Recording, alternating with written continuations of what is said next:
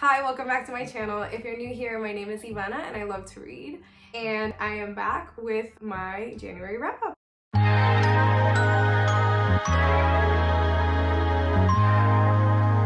Someone on my first video was really kind and said that they felt like they were having brunch with me. So I'm just gonna pretend we're at brunch and I'm talking to you about the 10 books that I read this month. As always, please check the trigger warnings on Storygraph. Some of these books are heavy and deal with really heavy topics. So the first book I read in 2023 is not really indicative of the type of genres that I like to read. It is women's fiction and I did talk about the synopsis on my blog, but it is Mika in real life. However, I did read this book cover to cover on January 1st, which tells you a lot. It was really engaging and it's about a 35-year-old woman named Mika who put up a child for adoption when she was 19, and at 35, her daughter reaches out. Her daughter's name is Penny, which I think is such a cute name. Her daughter reaches out through Facebook and is like, hey, you're my mom. Tell me more about yourself. Mika makes up this giant lie about where she is in life, how she's an artist, when really she's just gotten fired and she's like meandering through life. And surprise, Penny decides to go visit Mika and Mika has to put up with this lie. She feels like she has to put on a show for her daughter. I really enjoyed this book because it was fast-paced. You really have to suspend your disbelief because it's honestly very far-fetched. However, it was a fun time. It's something like if you want to read in a sitting, it's a snowy day or a really cold day like today and you want to sit and like just read in your couch or your bed, I would really recommend this one. So this book tackles a lot of heavy issues, so I would tread lightly. It is lighthearted. However, there's a lot and it kind of tugs at your heartstrings because we do talk about things like sexual assault and transracial adoptions and like questions about what happens when the child that you're adopting is not of your race or your ethnicity. In this case, Penny was Japanese American and her parents were United Statesian white. Penny has a lot of really difficult feelings around that, like why don't I know Japanese? Why don't I know anything about Japanese culture? It also tackles issues that are prevalent in many societies about when you bring on shame into your family or when something happens to you, like blaming the woman. A lot of silence in teen pregnancies and how that can be really harmful, and a lot of I needed help, I need therapy, but I won't get it because my family doesn't believe in it. There's romance. Actually, Mika falls for, I'm not giving any spoilers, but it's in the synopsis, but Mika falls for Penny's dad. It's really feel good. It has a happy ending and I really do recommend it if you're looking for something to soothe your soul. Or that's number one. The second book I read is a favorite book of the year for sure. As you can tell through all these sticky tabs. This is a memoir called What My Bones Know and it's written by Stephanie Fu, and she was an NPR radio producer and she is just freaking brilliant. I love this book.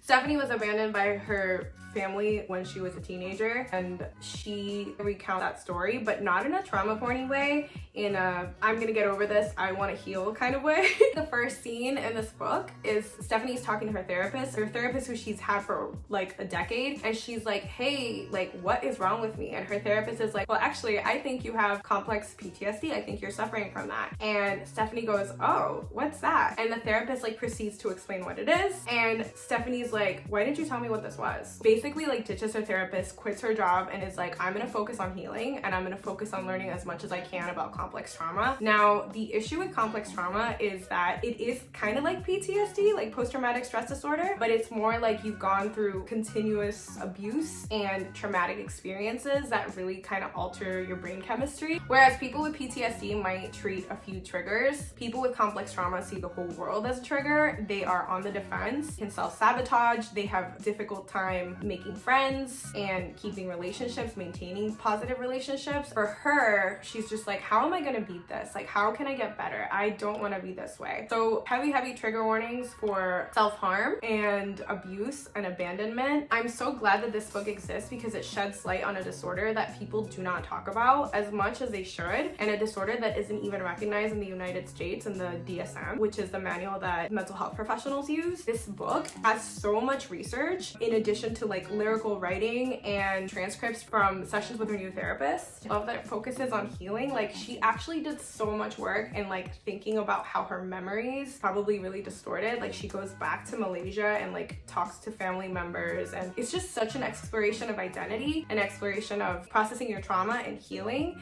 I cannot recommend this one enough. I don't give out stars for books, but this book would be a 5-star for sure. The thing that I like the most about this book is the fact that that Stephanie is so freaking real. There is a scene in this book where she talks about a friend of hers who got cancer. I think it was a roommate. Her roommate gets cancer and tells her like, I'm done with you. Like her friend like beats cancer and all that. Her friend posts a picture of herself with Stephanie on Facebook and the caption says, I had to go through chemo, but the real cancer is pictured sitting next to me. That's terrible. Terrible. The fact that Stephanie was able to put that in her book and like kind of get something out of it, like it does speak to like how difficult it was for her to like make friendships. And I have a confession to make. My library has banned me from checking out any more books and I really need to return this one. I feel terrible about it. I have so many tabs and I like want to transfer them. I want to buy this book because it's that good. So read this if you want to, if you're in the right headspace. So the next book I read was the second book in the Monk and Robot series, the duology. So this is the final book, Prayer for the Crowned Shy by Becky Chambers. I really love this book. I've talked about this book before. This takes place in a world where robots have revolted against humans and essentially like escape factories and go off into their own territory. And there's a monk and they meet a robot. I don't want to get too much into what this book is about because it's such a treat. Basically, this reimagines a future without capitalism, a future where people just do things for one another for the sake of doing things for one another. There's no money involved. It talks so much about why you don't have to have a purpose in life, you can just exist. It's just really, really a sweet book and a sweet series. I love what it says at the start. There's like a prayer at the start of the book and it says, welcome comfort, for without it you cannot stay strong. And I love that. It's about embracing little comforts. It's about the power of friendship and mindfulness and just being. And I really, really love that. If you're looking for a comforting series, I would highly recommend this. The third book I read was Mooncakes. It was really, really cute. I love the splashes of color. I love books that are colorful and fun. This one is like very New England and I live in New England, so I really enjoyed it. It's about a witch and a werewolf and it's kind of like a second chance romance. I think there's an evil wolf in this. I don't really remember too much of it. It wasn't very memorable. I just remember it being very cute. I needed a palate cleanser. I wanted something to comfort me. That's kind of the vibe that I've had for January. Although I feel like in January I vacillated between comfort reads and wild reads, but this was a comforting read. It has queer rep, non-binary rep, and it also has a black cat and a coffee bookshop combo shop. It has a bookshop that's called the Black Cat Cafe and it features a black cat. So it's really cute. If I could go back in time, I would read this in the fall. And I think I did take this out of the library in the fall and it is really overdue and I need to return it like tomorrow. The next book that I read was Life Ceremony by Sayaka Murata. I talked about this book in my first vlog as well. It's a collection of short stories by the author of Convenience Store Women and Earthlings. Sayaka Murata's brain is amazing. It's so bizarre. It's so strange. Is so creative. This one really made me question some things that are like quote unquote normal. I think there's a line in here that perfectly sums up her work. Normal is a type of madness, isn't it? I think it's just that the only madness society allows is called normal. It's really questioning like conventions and also like deals with things like cannibalism, using cadavers to create furniture, creating sweaters out of human hair, things like that. Things that are really, really, really spooky. Like it's bizarre. It's not spooky, but it could be. Some of the stories in here also tackle like sexuality, women friendships, maybe asexuality or like hints of that. I feel like I've noticed that throughout all of Sayaka Murata's books. This was fun. This was bizarre. There were points that I was like, yeah, why don't we make sweaters out of human hair?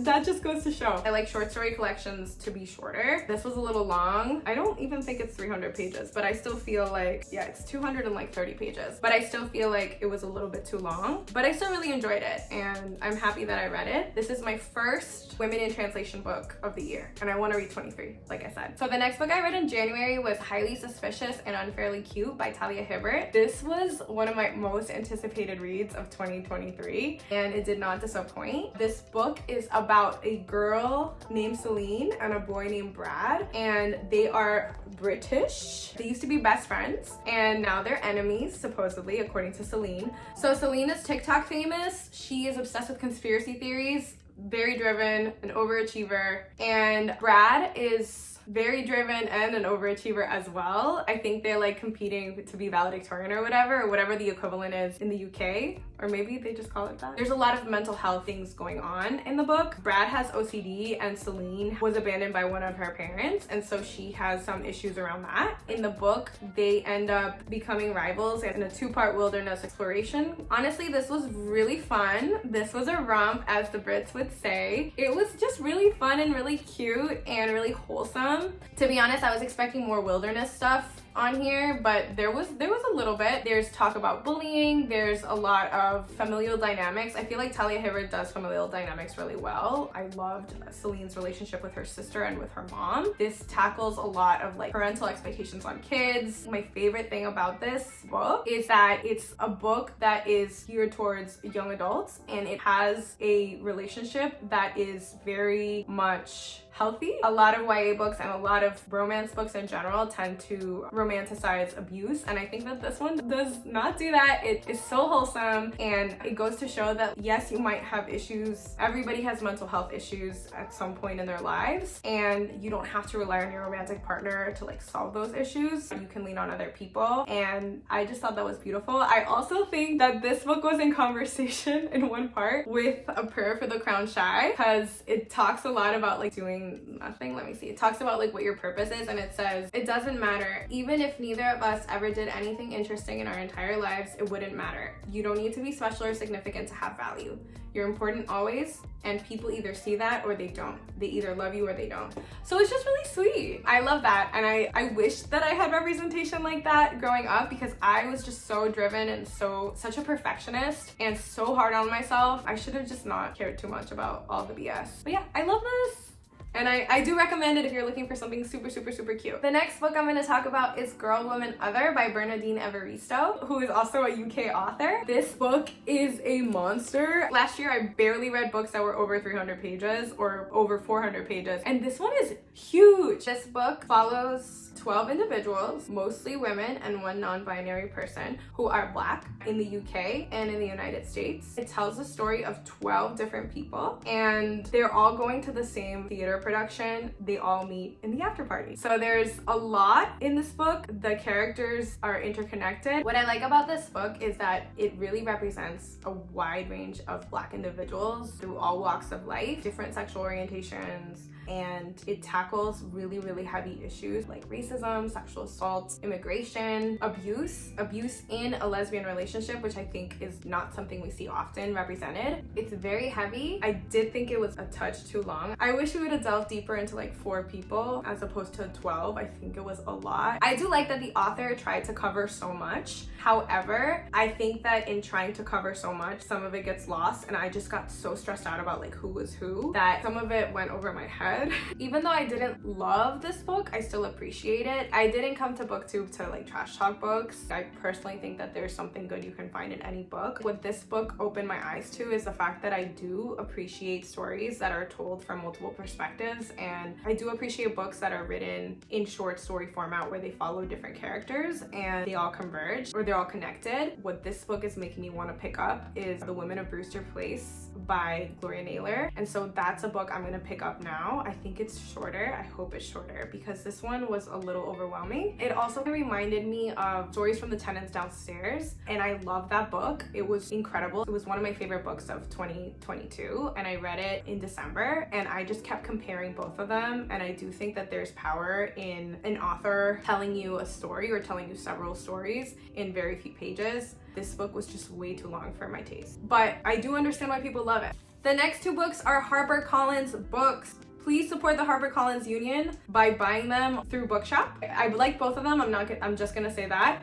This one is And Yet by Kate Bear. I'm so sorry if I'm butchering that. This is a poetry collection. I'm not gonna say what it's about, but I did annotate it a lot. And then the other one is another book for my 23 Women in Translation in 2023 challenge, and it is We Had to Remove This Post by Hannah Verwitz, and it is translated from Dutch. It's a tiny. The last book I just like picked up on a whim from the new fiction shelf, even though it's not new. I believe it's from the 90s, and it is called The Possession by Annie Ernaux, and I loved it. This book and What My Bones Know are probably my favorite book of January. And one thing about this book that is really weird is that it's listed as fiction. It was listed as fiction in the library and on Storygraph, but it seems to be autobiographical. It sounds to me, I don't know much about Annie Ernaux other than she won the Nobel Prize last year. I can tell you it's very well deserved. I really love books by women that are short. Not short women like me, but books that are short by women.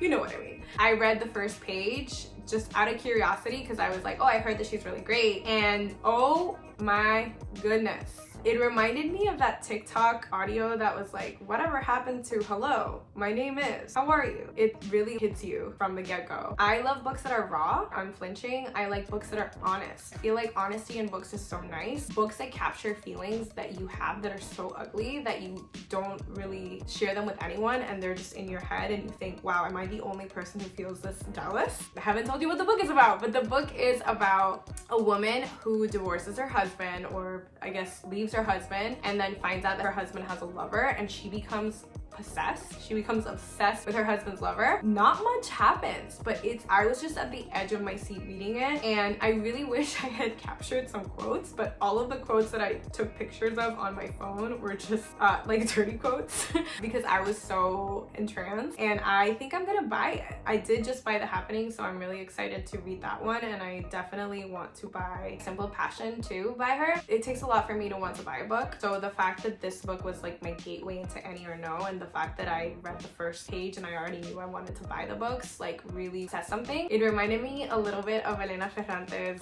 Days of Abandonment. I'm really excited to dive into like all of Annie Ernaux's catalog. I feel like my 23 Women in Translation in 2023 challenge is gonna be full of Annie Ernaux, and I'm not mad about it. She's French, by the way. And that's it. Those are the 10 books that I read in January of 2023. Do we have any books in common? What do you think about these books? Do you agree with my assessment of them? Is there anything you want to add? What books do you recommend to me? Which Annie Ernaux book would you recommend me to read next? I want to interact more with the folks downstairs, so please comment, subscribe if you wish. I hope you're having a lovely February. Have a good one. Peace.